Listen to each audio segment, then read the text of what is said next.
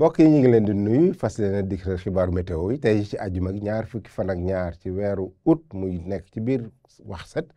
set nag buñ ko waxee xiinul taw loolu nag dëggal na ko fan yi nga xam amoon nañu ay taw yu bëri taw yooyu nag mi ngi commencé di wàññeeku ndànk daanaka jeexul sax mais dafa am ab tekkaara boo xam ñu ngi ciy jëm ci fan yi ñu jëm loolu nag du yàgg ne nañ ci ñëwaat ci yeneen xibaar loolu nag ànd naag niir yoo xam ne nag bëri lool ci réew mi daanaka asamaan si jant bi du feeñ bu baax ci bëccëg gi parce que niir yu takku la ñuy am ñu xool nag niir yi nu muy demee niir yooyu sax ñu ko gisee bëri nañ lool ci réew mi parce que guusaay bi moo fi nekk guusaay bu takku am nañ ko ci réew mi daanaka guusaay boo ko nattee ci bët saalum réew mi digg réew mi ak sote bët gànnaar réew mi fépp nañ fa am ay guusaay yu takku parce que ngelaw li nga xam da doon jóge géej di fànq niir yi moo xaw a wàññeeku fan yi tey jii ci guddi nag jëm ci fajar gi ñu xool nu ñuy am ay taw nañ ko am ci côté Casamance ay taw yu mën a ànd ak dënnu diggante Kédougou Kolda Sédhiou ba Ziguinchor mën nañ fa am ay taw bu ñu demee ba ci côté waaxi Ndakaaru yi nag dàpp tuuti côté côte bi jëm Ndakaaru jëm ca Thiès foofu mën nañ fa am ay taw yu xaw a yam ci guddi gi ay tepp mën nañ ko am diggante Mbuur tam mën nañ fa am ay taw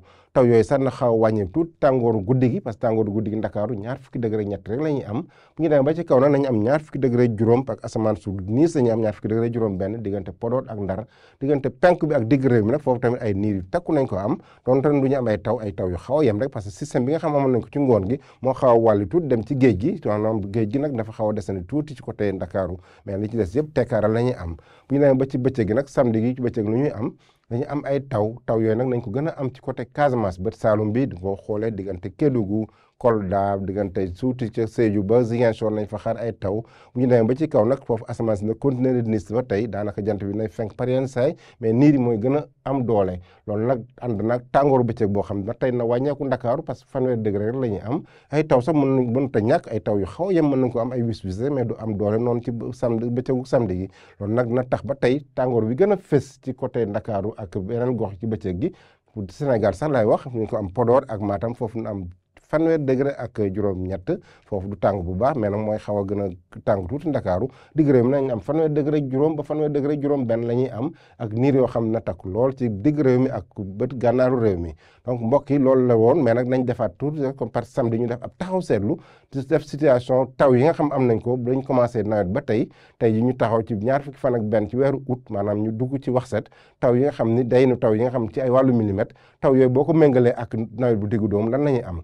nataal bi ngeen gis nag ñetti couleur moo ci nekk ñetti mandarga bu verte bi mooy mandarga taw yi fa mu nekk xaw naa am doole fi nga xam mandarga bu marron bi maanaam bu chocolat bi foofu boo ko gisee maanaam taw yi dafa xaw a néewal foofu bu ñu xamee du weex na mooy taw yi xaw naa diggu doom maanaam taw yu moyen la ñu am donc boo leen xoolee carte bi li verte moo ëpp loolu day wane ne rek taw yi maanaam fan yi taw yi am na doole rool ci réew mi boo leen xoolee Louga jàpp Linguère jàpp Kanel jàpp Tambacounda ba Saraya ba côté Vélingara foofu taw yi am na fa doole lool li ñu am ci millimètre boo ko méngalee taw bu diggu doomu mais nag fi nga xam ne taw yi dafa xaw a néewal tuuti dañ ko am ci côté diggante Fatick jàpp tuuti Bambey jàpp tuuti Thiès foofu taw yi la mu amagum ay millimètres xaw naa néewal tuuti la mu naan am bu ñu demee da côté Vélingara jàpp tuuti Médina Yoro Foulah jàpp tuuti ci Nioro jël ci côté maanaam Odar ak yooyu foofu tamit taw yi xaw na faa néewal par rapport ak taw yu diggu doomu boo xoolee nag lu weex lépp nag mooy maanaam taw yi nga xam amagum nañ ko ci nawet bi dafa méngoog lañ daan am loolu nag mooy mandarga lu weex li maanaam Bignona jàpp tuuti côté